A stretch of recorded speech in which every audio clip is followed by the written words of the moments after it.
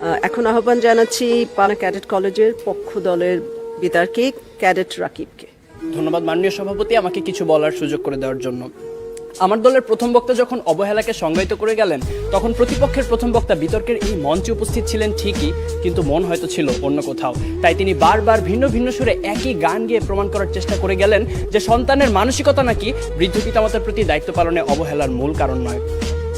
অবহেলার সংজ্ঞায় যেখানে বলছে অবহেলা হচ্ছে প্রদত্ত পরিস্থিতিতে যত্নের অভাব এবং ইচ্ছাকৃত অসতর্কতা, অর্থাৎ বিজ্ঞ প্রতিপক্ষ, অবহেলার প্রশ্ন আসে তখনই যখন আপনি পূর্ণ সামর্থ্য থাকা সত্ত্বেও আপনার বৃদ্ধ পিতামাতার যত্নের প্রতি ছিলেন উদাসীন। যে ছেলেটি শুধুমাত্র টাকার অভাবে বৃদ্ধ মায়ের চিকিৎসা করাতে পারছে না, সে কিন্তু আজকের বিতর্কের বাইরের বিষয় বিজ্ঞ প্রতিপক্ষ, কারণ সে চেষ্টা করেও পরিস্থিতির শিকার। তার মানসিকতার কোনো দোষ নেই, অবহেলার তো কোনো প্রশ্নই আসে না। কিন্তু বৃদ্ধ পিতামাতার প্রতি দায়িত্ব পালনে পূর্ণ সমর্থ হয়েও যদি আপনি তাদেরকে করেন উপেক্ষা, তখনই তাকে আমরা বলবো অবহেলা, যে আপনার মানসিকতারই সমস্যা বিজ্ঞ প্রতিপক্ষ। আমার সন্তান যেন থাকে দুধে ভাতে, অন্তরের এই নিবেদন তো পৃথিবীর সব বাবা মায়ের। অথচ সারাটা দিনের ব্যস্ততা শেষে একটুখানি অবসর পেলেই যেখানে আমাদের ফেসবুক বা হিন্দি সিরিয়ালে ডুব দেওয়ার সময় হয়, সেখানে ফোন দিয়ে মাকে একটিবার জিজ্ঞেস করার সময় হয় না মা ভালো আছে কিনা, বাবাকে জিজ্ঞেস করার সময় পর্যন্ত হয় না ওষুধগুলো ঠিকমতো খাচ্ছে কিনা।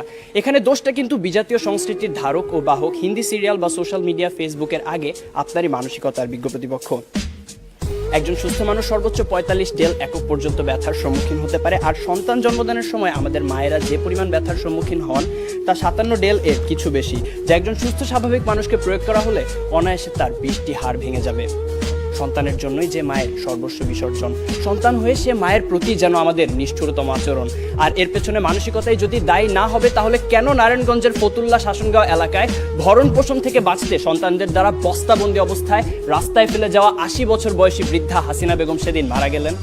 কেন জামির উদ্দিন শেখ নামের শতবর্ষী বাবা 5 ছেলের 4 জনের হাতেই মার খেয়ে আজ শয্যাশয়ী? তথ্যসূত্র দৈনিক প্রথম আলো, 13 জুলাই 2018। পত্রিকায় প্রকাশিত এমন হাজারো হতভাগ্য হাসিনা বেগম বা জামির উদ্দিন শেখের গল্প আপনাদের শোনাতে পারি, জীবনযুদ্ধে যারা হেরে গিয়েছিল। হ্যাঁ বিজ্ঞ প্রতিপক্ষ, জীবনযুদ্ধে যারা হেরে গিয়েছিল সন্তানের ঘৃণ্য মানসিকতার কাছে। এরপরও কি সন্তানের সেই পচে যাওয়া মানসিকতার চেয়ে বিভিন্ন পারিপার্শ্বিকতার অজুহাতকেই বড় করে দেখবেন? প্রশ্ন রইল বিপক্ষের দ্বিতীয় বক্তার কাছে। প্রতিপক্ষের প্রথম বক্তা বলে গেলেন যে সন্তানেরা নাকি এখন সময়ই পাচ্ছে না তার বাবা মার সাথে ব্যয় করার, অর্থাৎ ব্যস্ততার কারণে তারা সময় দিতে পারছে না তাদের বাবা মাকে। আসলে সত্যি কথা বলতে জানেন কি বিজ্ঞ প্রতিপক্ষ, এই পৃথিবীতে সময়ের অভাব বলে কিছু নেই, সবকিছুই নির্ভর করে আপনার প্রাধান্যের উপর। তাই দিন শেষে আপনার প্রাধান্য যদি পিতামাতা না হয়ে হয় ডিজনি প্লাস বা নেটফ্লিক্স, মানসিকতার দিকে আঙুল তো উঠবেই। মাননীয় সভাপতি, প্রতিপক্ষের প্রথম বক্তার বক্তব্য থেকে এটাই পরিষ্কার যে তারা মানসিকতা নয়, বরং সন্তানের সুশিক্ষার অভাবকেই দায়ী করে গেলেন, যার কারণে প্রভাবিত হচ্ছে মানসিকতা। মাননীয় সভাপতি, কোনো কিছুই তো আপনা আপনি দূষিত হয় না। এখন কেউ যদি ধূমপান করে বলে যে সিগারেটে থাকা নিকোটিনের কারণে তিনি ক্যান্সারে আক্রান্ত হয়েছেন, এখানে ধূমপানের কোনো দোষ নেই, তাহলে বিষয়টি কি নিতান্তই হাস্যকর নয় বিজ্ঞ প্রতিপক্ষ? তাই আজ বুঝেই হোক আর না বুঝেই হোক, আপনারা কিন্তু বৃদ্ধ পিতামাতার প্রতি দায়িত্ব পালনের অবহেলার মূল কারণ হিসেবে সেই মানসিকতাকেই দায়ী করে গেলেন। ধন্যবাদ আমাদের সাথে একমত পোষণ করার জন্য। প্রতিপক্ষের প্রথম বক্তার মতে বর্তমান সমাজে বাবা মায়ের মধ্যকার অশান্তি, ঝগড়া ইত্যাদি দেখে অবহেলায় একটি বড় হওয়া একটি সন্তান তো সেগুলোই শিখবে। কিন্তু বিজ্ঞ প্রতিপক্ষ, একই পরিবারে বেড়ে ওঠা 2টি সন্তানের মধ্যে যখন এক ভাই হয় সমাজে উচ্চ প্রতিষ্ঠিত আর আরেক ভাই হয় মাদকাসক্ত বেকার, তখন আপনি কি বলতে চাইছেন যে তাদের বাবা মা তাদের দুরকম শিক্ষা দিয়েছে? অর্থাৎ আমি এটাই বোঝাতে চাইছি যে পরিস্থিতি যেমনই হোক না কেন, ভালো মন্দের বিচার করার মানসিকতা বা বিবেক সে তো আপনারই হাতে। অবাক বিষয় কি জানেন বিজ্ঞ প্রতিপক্ষ, আপনারা যখন এই মঞ্চে দাঁড়িয়ে বৃদ্ধ পিতামাতার প্রতি অবহেলার বিভিন্ন কারণ হিসেবে নানা অজুহাত টেনে আনতে ব্যস্ত, তখন সবকিছুকে বুড়ো আঙুল দেখিয়ে মন্তাজ মিয়া নামের একজন দরিদ্র রিক্সা চালক সম্পূর্ণ অপরিচিত একজন বৃদ্ধকে নিজের বাড়িতে নিয়ে এসে নিজের বাবার মতো যত্নার্থী করছেন গত 5 বছর ধরে। রিক্সা চালক মন্তাজ মিয়ার এই ঘটনা হানিফ সংকেতের ইত্যাদি অনুষ্ঠানে প্রচারিত হয়েছিল।